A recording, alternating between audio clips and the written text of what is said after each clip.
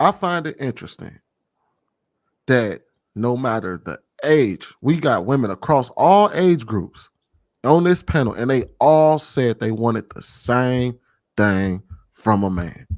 Mm-hmm. I need him to regulate my emotions. Mm-hmm. What does the word regulate mean? Control. Or supervise Or tell by the means of rules and the regulations.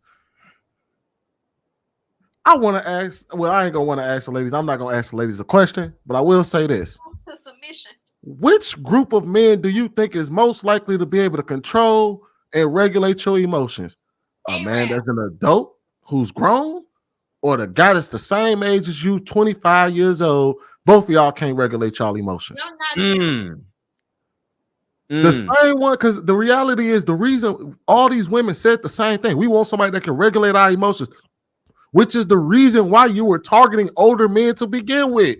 Is because they're the group that's going to regulate, teach you. Every woman on this panel that said, I learned it from a man that was older than me. Hold on. I will say you gon' shut the hell up. Sweeney, I didn't say had the most impact on my emotions was 8 years younger than me. He was the youngest man I ever dated. And what did he do? What did he do, like in particular? Or what was it was just the way he presented himself and the way he talked to me. You know, it just made me listen. You know, how old was he? At the time, he was 22 and I was 30. So wait a minute. Hold on. Nothing wrong with that. Don't judge. No, I'm not saying. No, wait. I'm not saying that there's anything wrong with that. Yeah. What I'm saying is, then if you can sit here and tell us that a 22-year-old man, which matures later than women, was the person that was able to regulate your emotions the best, how God's green earth can you look at a 22-year-old woman and say, you don't know what the fuck you doing? I'm not. There's an exception to every rule. I wasn't speaking on every situation when we were, talking about the younger and the older. And I was specifically targeting the really huge age gaps, a 8 to 10 year, 5 year, 8 year, 10 year, that's different than a 20, 30 year. So, but anyway, yes, it was all about his delivery, the way he loved me, because again, he had not been jaded yet. So that's a different type of love. Oh, you don't say. Wait. You don't say. He hasn't been jaded yet. No. You don't say. You never long enough. They always prove our point. It's an individual situation. Listen, special circumstance. Your damn point. No. Hour later. Erica. I'm speaking to this particular situation. But you know what? I'll never do it again, though. They do it every time. Every night. Yo. Every Thursday. It all boils down to it. You know what it all boils down to? It's just different if it's coming from a woman, right? That's all it boils down to. They're looking at it different. If it's a man versus a woman, because if it was a man in the same situation, he's a predator. It's a woman. No, that's different. No, that's different.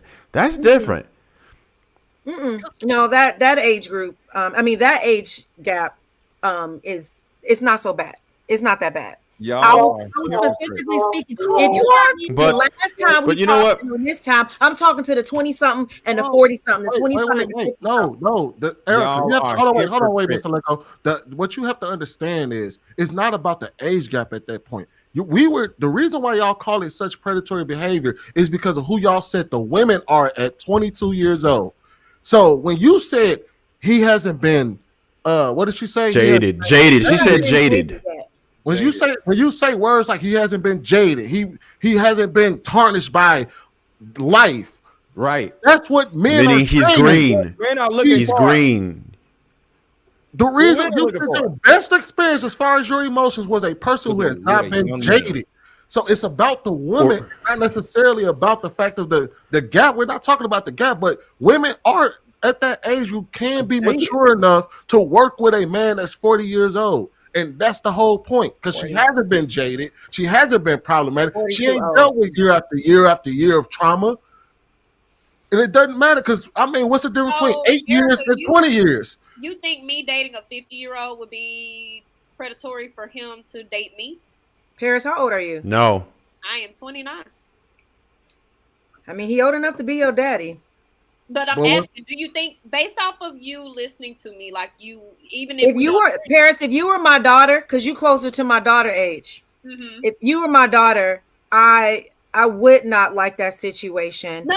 I'm not asking if you like it or not, right? That's not what I'm asking. What I'm asking is, based off of your conversations with me, based off of you being like well aware, even though I may not agree with you, right? Or we may view things differently. Do you believe if I was in a relationship, for instance, with Mr. LetGo, that he would be the predatory situation? Do you believe it would be a predatory situation? No, between a 29 and 50-year-old, no. But that's a 20-year age gap. It is. But in a 20-year age gap between a 29 and 50-year-old is not the same between an 18-year-old and a 48-year-old. What about a 22-year-old and a 42-year-old?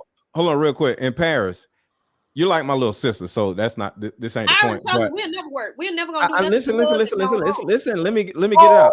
I said you like my little sister, but the reason why we wouldn't work out as my little sister is because you would have no dominion over me, and you are used to having dominion over arguments, conversations, because you said yourself you have a certain amount of volatility that would be suppressed. Because imagine you with your volatile ass being around me, you would literally because you wouldn't be able to get it out because you would be afraid to say something crazy to me, and it would drive you nuts because you're used to blowing up on people and you can't blow up on me. That's not true. That's not true. And you would literally just implode because you wouldn't be able to say nothing crazy to me. Sweeney can attest to that. And JR can also attest to that. Attest to what? Attest to the fact that I don't implode. Listen, here's the thing, right?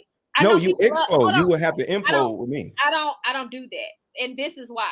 Everybody loves to say that I have a social media personality. There are two men up here who can absolutely say, no, she act like that in real life. She gonna say some shit she didn't think she was gonna say. And she has a very much so overly excited personality. I never shun who I am. And that's why I don't try to appease two men, because I know the type of woman that I am. I have too much of a backbone to just take anything lying down. Am I submissive? Yes, but I'm not docile. And a lot of men think femininity is docile. They think quiet is femininity. That's not femininity. And I'm never going to shut up. And that's why we wouldn't work out. Remember we had that conversation? You would never shut up. That's the problem. I will have a requirement of you shutting up at some point. You ain't gonna just keep fucking talking around me. Tell me all the time, you are so loud. But it was never about me being loud. That was a problem for him. He just didn't like noise. But as far as like me expressing myself, oh, she boisterous.